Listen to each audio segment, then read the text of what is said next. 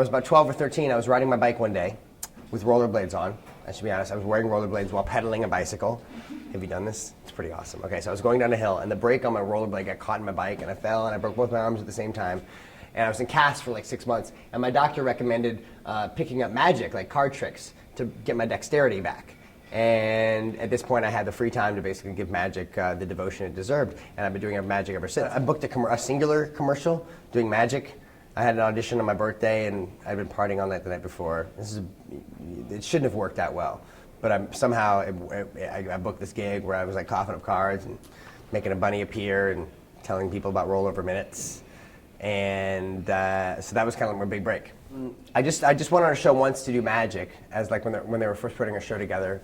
I was like in the first couple weeks as a magician guest, and we just really clicked. And my manager, Mike Scheibel, who's also an Emerson graduate, had basically suggested the idea to them about me being her quirky correspondent. So they were like, okay, well, let's try them again. And then I came back and did magic again. And Rachel and I just had a cool rapport, and it was so much fun working with them that they were like, let's give it a go. And they started just kind of sending me out on non-magic related, gigs where I would do, make the world's biggest hamburger, or check out the country's oldest haunted house, like really just kind of fun, awesome stuff that I'd always wanted to do. And it was just great finally realizing that I didn't have to do magic all the time.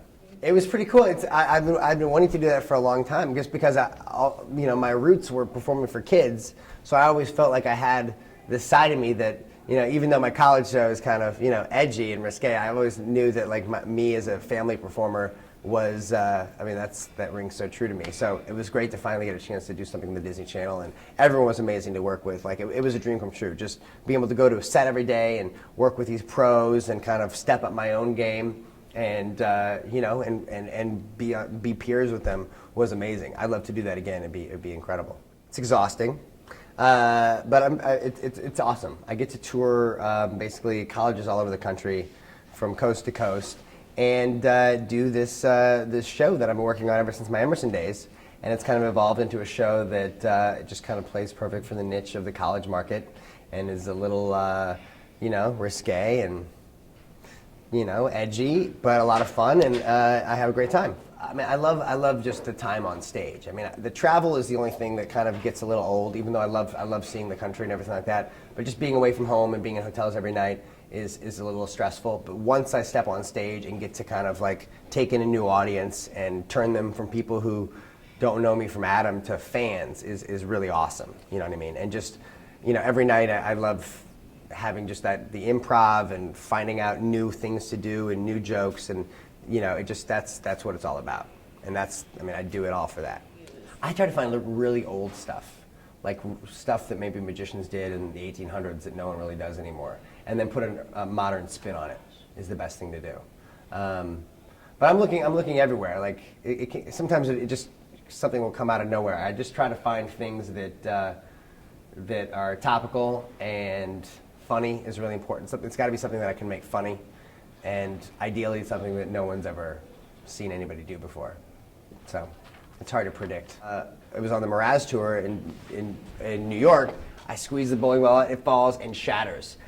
Okay, and then people just grab shards of a bowling ball, and that's their souvenir. That always works too. Did you know a bowling ball can shatter? Did not. On cement, a bowling ball will shatter. Make a note of that. Yeah, good to know. And then I used to travel with doves. I used to do this act when I was a kid with doves. And, they'll poop everywhere. They'll fly away on stage. Don't use live animals. It's a mess, I make the bird appear, and then I need the bird for my next trip, but it flies up into the rafters and can't do the next trick, What do you do? I don't know about Emerson because I was reading Jay Leno's book when I was in high school because I wanted to be the host of The Tonight Show. Or something of that capacity. Like, I've always thought that would be a great niche. I always felt like, I could be comfortable doing that. And magic, I think, is a great foot in the door to that kind of thing. So that would be like a good long-term goal. That's how I found out about Emerson, which is great. And I think between now and then, what I'd love to have happen in 2010 here is I've got a couple TV projects that I'm pitching. So now I'll finally be in LA, be present, be able to make some of these things happen, and be on TV a little more and tour a little less would be nice.